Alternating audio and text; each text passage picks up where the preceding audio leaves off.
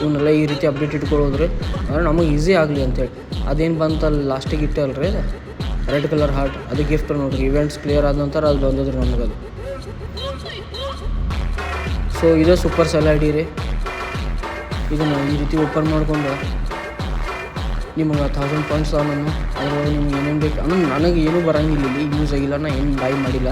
So ನೀವು ಏನಾರು by ಮಾಡ್ಕೊಂಡ್ರೆ ಇದನ್ನು ಮಾಡ್ಕೊಂಡಿದ್ರು ಅಂದ್ರೆ ಅದು ಆ ರೀತಿ ಬರ್ತದೆ. ಪಂಪ್ಕಿನ್ಸ್ ಅಂದ್ರೆ ಕುಂಬಳಕಾಯಿ ಇದ್ರೆ ಈ ರೀತಿ ಇರ್ತದೆ ರೀ. ಇದು ನೋಡಿರಿ ಚಲೋ ಐತಿ. ನೀವು ಏನಾರು ಪರ್ಚೇಸ್ ಅದು ಮಾಡೋಕೆ ಹೋಗ್ಬೇಡ್ರಿ, ನಾರ್ಮಲ್ ಆಡ್ರಿ, ಸುಮ್ಮನೆ ರೊಕ್ಕ ವೇಸ್ಟ್ ಮಾಡೋಕೆ ಹೋಗ್ಬೇಡ್ರಿ.